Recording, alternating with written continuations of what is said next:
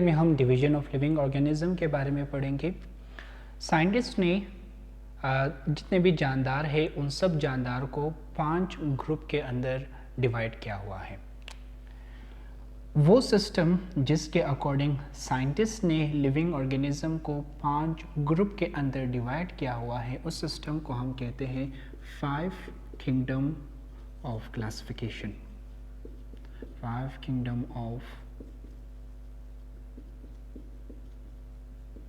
Classification. इस system के according living organism जितने भी अर्थ के ऊपर है उन सब को हमने 5 ग्रुप के अंदर डिवाइड किया हुआ है। सबसे पहला हमारे पास है किंगडम प्रोकैरियोट्स, जिसे हम किंगडम मोनेरा के नाम से भी जानते हैं।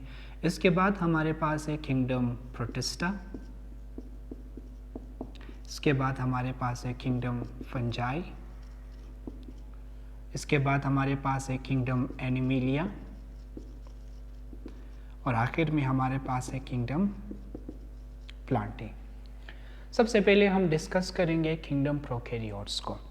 जितने भी यूनिसेलुलर प्रोकैरियोटिक ऑर्गेनिज्म है उन सब यूनिसेलुलर प्रोकैरियोटिक ऑर्गेनिज्म को हमने किस ग्रुप में रखा हुआ है? प्रोकैरियोट्स के अंदर है। जितने भी यूनिसेलुलर प्रोकैरियोटिक ऑर्गेनिज्म है उन सब को हमने किस ग्रुप में रखा है? प्रोकैरियोट्स के अंदर रखा है। यूनिसेलुलर हम किसे कहते हैं? ऐसे जानदार जिनके बॉडी एक सेल से मिलकर बना हो, ऐसे जानदार को हम कहते हैं यूनिसेलुलर। प्रोकैरियोटिक ऑर्गेनिज्म हम किसे कहते हैं? ऐसे लिविंग ऑर्गेनिज्म जो प्रोकैरियोटिक सेल से मिलकर बना हो, ऐसे लिविंग ऑर्गेनिज्म को हम कहते हैं प्रोकैरियोटिक ऑर्गेनिज्म। फिर प्रोकैरियोटिक सेल खुद क्या है? ऐसा सेल जिसके अंदर मेम्ब्रेन बाउंडेड ऑर्गेनेल और न्यूक्लियस मौजूद ना हो, ऐसे सेल को हम क्या कहते हैं? प्रोकैरियोटिक सेल कहते हैं। ऐसे सेल जिसके अंदर न्यूक्लियस और membrane bounded organelle, membrane bounded organelle absent हो,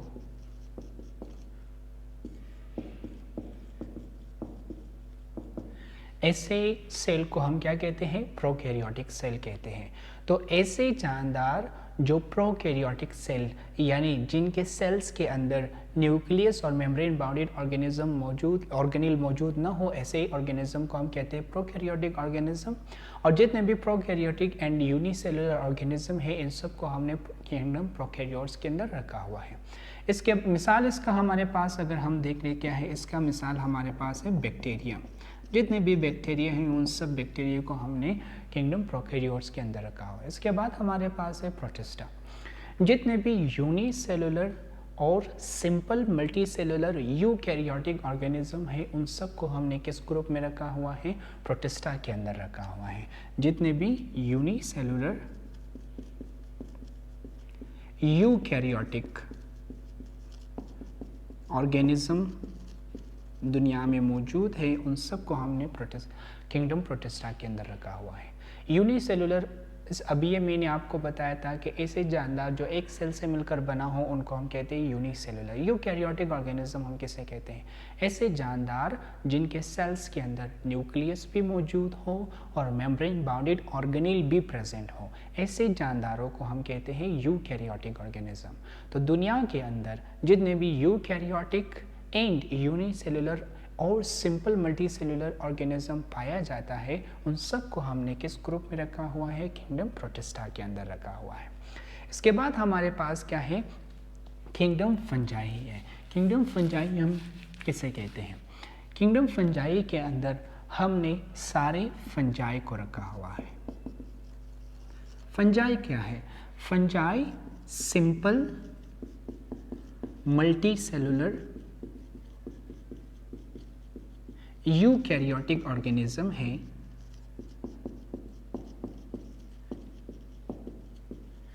जिनकी बॉडी ट्यूबुलर स्ट्रक्चर से मिलकर बना हुआ है। इन ट्यूबुलर स्ट्रक्चर को हम कहते हैं हाइफी और ये सारे लिविंग ऑर्गेनिज्म हेटेरोट्रॉफिक हैं। जितने भी सिंपल मल्टी सेलुलर से मुराद ऐसे जानदार जिनके बॉडी बहुत सारे सेल से मिलकर बना तो हो मगर ये सारे सेल्स मिलकर टिश्यू या ऑर्गन या सिस्टम ना बनाए, ऐसे लिविंग ऑर्गेनिज्म को हम क्या कहते हैं? Simple multi cellular. ऐसे जानदार जिनकी बॉडी बहुत सारे सेल से मिलकर बना हो मगर ये सारे सेल्स आपस में मिलकर टिश्यू, ऑर्गन या सिस्टम ना बनाए, ऐसे ऑर्गेनिज्म को हम क्या कहते हैं? Simple multi cellular. तो जितने भी simple multi cellular eukaryotic organism है उन सबको हमने फंजाई का नाम दिया हुआ है। फंजाई का एक और निशानी ये है कि जितने भी फंजाई है इनकी बॉडी ट्यूब लाइक स्ट्रक्चर से मिलकर बना हुआ है। इन ट्यूब लाइक स्ट्रक्चर को हम क्या कहते हैं? हाइफी कहते हैं। और जितने भी फंजाई ये सारे क्या है? हेट्रोट्रॉफिक है, यानी ये अपनी खुराक को तैयार नहीं कर सकते बल्कि ये अपनी खुराक को या तो वेस्ट मटेरियल से या फिर मुर्दा जानदारों से हासिल करते हैं। तो ये आपने जहन में रखना है कि फंजाई जिनको हम simple multi cellular eukaryotic organism कहते हैं, जिनकी बॉडी हाइफी से मिलकर बना है और हेट्रोट्रोफ है, इन सब को हमने किस किंगडम में रखा हुआ है? किंगडम फंजाई के अंदर रखा हुआ है।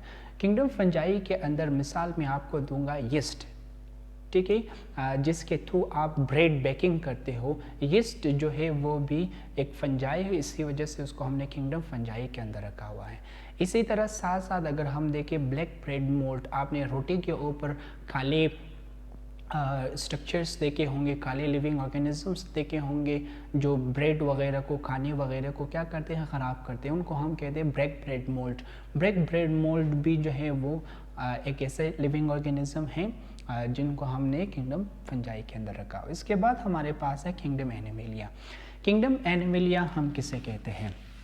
इस किंगडम के अंदर हमने सारे एनिमल्स को रखा हुआ है। आप सब जानते हो कि एनिमल्स हम किसे कहते हैं?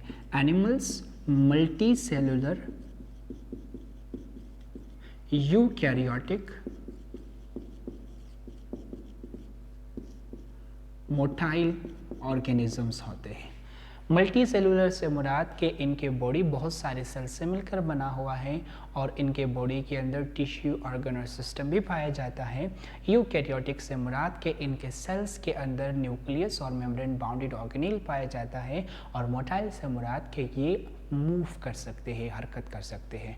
तो जितने भी एनिमल्स हैं उन सब एनिमल्स को हमने कौन से किंगडम में रखा हुआ है? किंगडम एनिमेलिया के अंदर रखा हुआ है।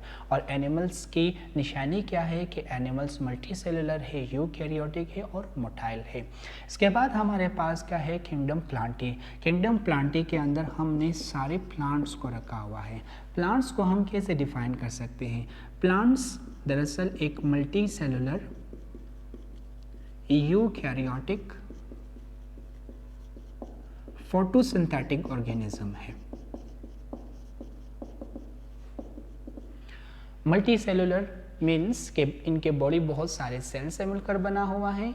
इनके बॉडी के अंदर टिश्यू, ऑर्गन सिस्टम पाया जाता है। यूकैरियोटिक से मुराद के इनके सेल्स के अंदर न्यूक्लियस और मेम्ब्रेन बाउंडेड ऑर्गेनेल पाया जाता है। और फोटोसिंथेटिक से मुराद ये कि ये अपनी खुराक को फोटोसिंथेसिस के जरिए खुद बना सकता है। तो जितने भी प्लांट्स हैं उन सारे प्लांट्स को हमने किंगडम प्लांटी के अंदर रखा हुआ है। और प्लांट को हम शिनाख्त कैसे करते हैं कि सारे प्लांट मल्टी सेलुलर, यूकैरियोटिक और फोटोसिंथेटिक होते हैं।